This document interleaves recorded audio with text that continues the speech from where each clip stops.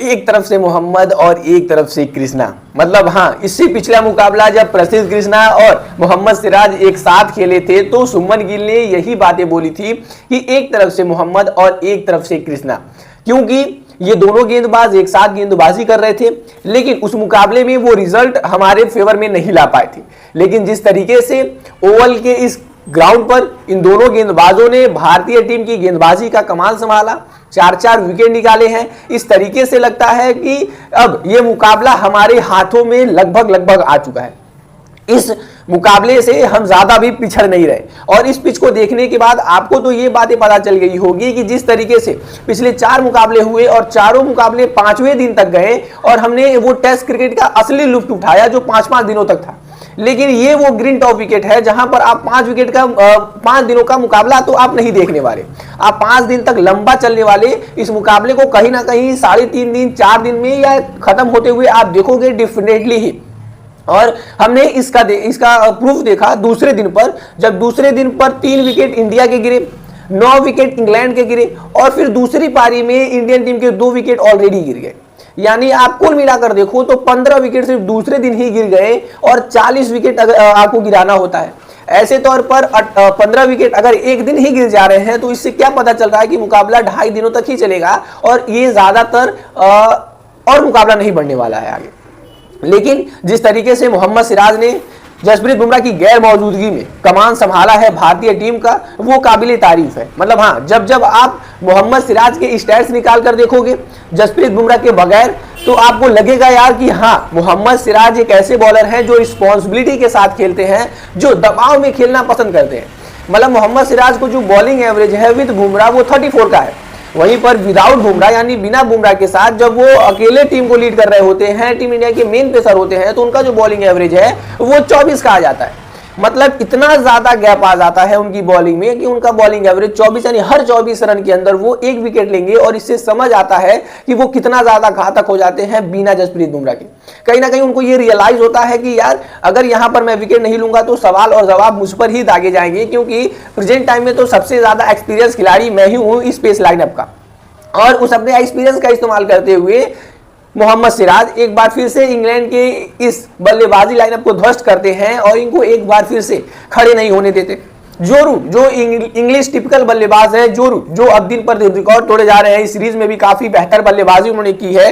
लेकिन जब वो 29 रनों पर होते हैं तो एक खतरनाक डरावनी डिलीवरी से मोहम्मद सिराज उनका भी कारनामा तय कर देते हैं और उनको भी आउट कर घर भेज देते हैं। लेकिन हमें बात करनी चाहिए यहाँ पर प्रसिद्ध कृष्णा की भी, जिनको इस मुकाबले के प्लेइंग 11 में होने के बाद काफी सारे सवाल या जवाब उठाए गए थे। रीजन एक ही सिर्फ था, उनके पिछले मुकाबले का प्रदर्शन।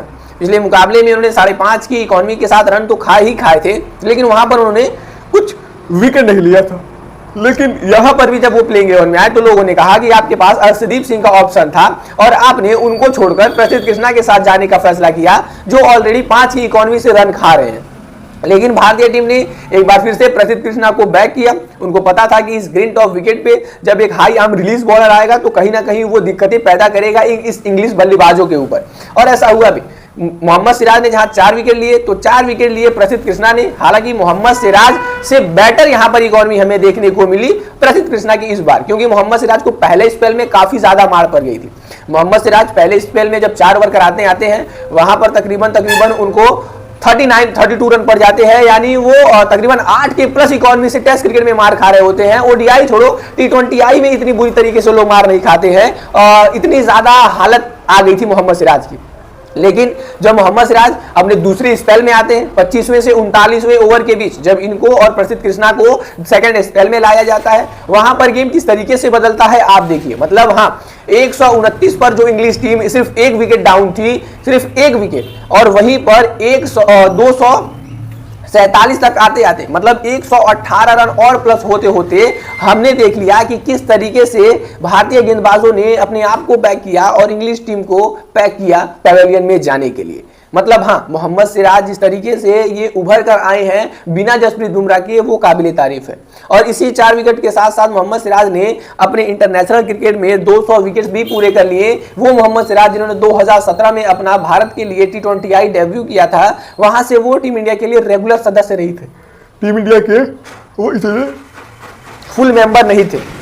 लेकिन 2021 में लॉकडाउन के टाइम जब उनके फादर का डेथ होता है, उनके पास ऑप्शन था घर जाने का और या फिर टीम के साथ रहने का। वो टीम के साथ रहने का ऑप्शन चूज करते हैं, वहां पर फाइफर भी लेते हैं और तब से जाकर अब तक वो टीम इंडिया के लिए हर मुकाबले खेल रहे हैं और लगभग वो मुकाबले इवन मैं अगर आपको बता दूं कि इस डेकेड में यानी 2020 से 2030 के डेकेड में, हालांकि अभी भले ही 5 साल ही हुए हैं, लेकिन इन 5 सालों में अगर टीम इंडिया के लिए किसी भी प्लेयर ने सबसे ज्यादा टेस्ट मैचेस खेले हैं तो वो है मोहम्मद सिराज। और मोहम्मद सिराज ने अपने एक्सपीरियंस को एक बार फिर से इस्तेमाल किया। और वहीं साथ साथ में आपको बता दूं, मोहम्मद सिराज अब कपिल देव सर के बाद दूसरे ऐसे इंडियन पेसर बन चुके हैं जो फॉरेन में जाकर 5 मैचों की अगर टेस्ट श्रृंखला है तो उन्होंने 5 के 5 मुकाबलों में अपनी एक्सपीरियंस दिखाई है, यानी 5 मुकाबले वो खेले।